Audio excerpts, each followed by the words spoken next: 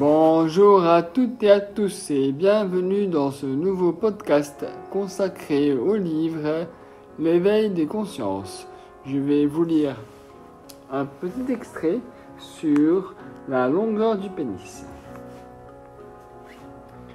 Une question revient souvent parmi mes élèves. Pourquoi les Noirs ont-ils un plus grand sexe ? Pour avoir fréquenté les salles de sport, leur vestiaire et leur douche, et y avoir observé les hommes, ceci est effectivement une réalité. Et même si tous les Africains subsahariens n'ont pas de gros sexe, ils en ont, globalement, de plus gros que les Européens et bien sûr que les Asiatiques. La raison en est simple et climatique. En milieu équatorial humide, l'homme n'a pas besoin de se protéger des intempéries, du froid et de l'humidité glaciale. Il n'a donc pas besoin de se couvrir d'épaisses fourrures ou de textiles protecteurs. De plus, se couvrir en milieu chaud et humide est le meilleur moyen d'attraper des mycoses créant des ouvertures pour les microbes extrêmement dangereux.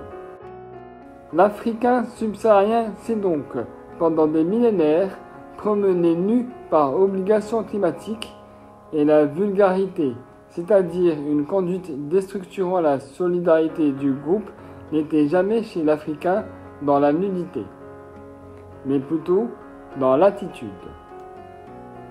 Ainsi, le corps nu était un moyen de séduction, permettant de montrer sa bonne constitution, sa bonne génétique et sa fertilité. Pour un homme, un grand sexe prouvait le bon équilibre hormonal de l'individu et sa capacité à transmettre la vie, faisant de l'homme, au grand sexe, un partenaire recherché par les femmes, non pas pour les pénétrer en profondeur, mais pour la fertilité que cette grande taille indiquait. Les grands sexes se sont donc conservés en Afrique car ils étaient tout simplement des marqueurs de fertilité recherchés inconsciemment par les femmes. En remontant au nord, les hommes durent se couvrir pour se protéger de la pluie froide, de la neige et des vents glacés, et éviter de se refroidir fatalement. Les sexes furent cachés par les habits et n'entraient donc plus dans les moyens de séduction visibles.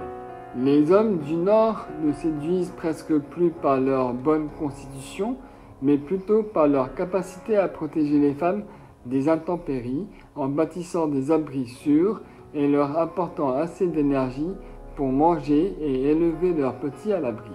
Les gros sexes perdirent progressivement de l'importance au profit de la capacité de protection et d'accumulation énergétique masculine. C'était tout pour ce petit épisode. Je vous dis à très bientôt pour une nouvelle extrait. Je vous attends en commentaire. Namasté.